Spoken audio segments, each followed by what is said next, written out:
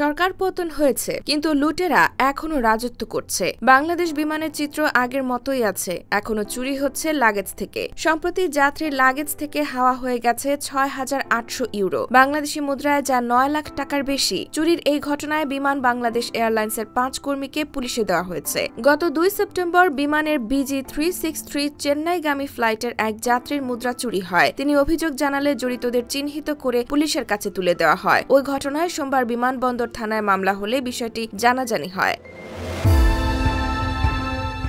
বিমান সূত্র জানায়, যাত্রীর লাগেজ থেকে অর্থ চুরির অভিযোগ পেয়ে প্রাথমিক তদন্তে ৬ জন ট্রাফিক হেল্পারকে শনাক্ত করা হয়। তাদের মধ্যে ৫ জনকে আটক করা গেলেও একজন পালিয়েছেন। চুরি করা অর্থ এখনো উদ্ধার করা যায়নি।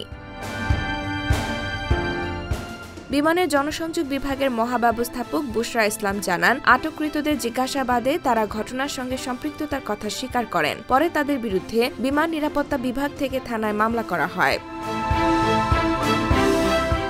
তিনি বলেন, আইন প্রয়োগকারী সংস্থার মাধ্যমে চুরি করা অর্থ দ্রুত উদ্ধার করে যাত্রীকে ফেরত দেওয়ার চেষ্টা চলছে। কর্মকর্তারা বলছেন, বিমান বাংলাদেশ এয়ারলাইন্স কর্তৃপক্ষ সব ধরনের অনিয়ম, দুর্নীতি ও যাত্রী হয়রানির বিরুদ্ধে জিরো টলারেন্স নীতি অনুসরণ করছে। ওই ঘটনায় আর কেউ জড়িত থাকলেও তাদের খুঁজে বের করা হবে। দোষী প্রত্যেককে আইনের আওতায় নেওয়া হবে।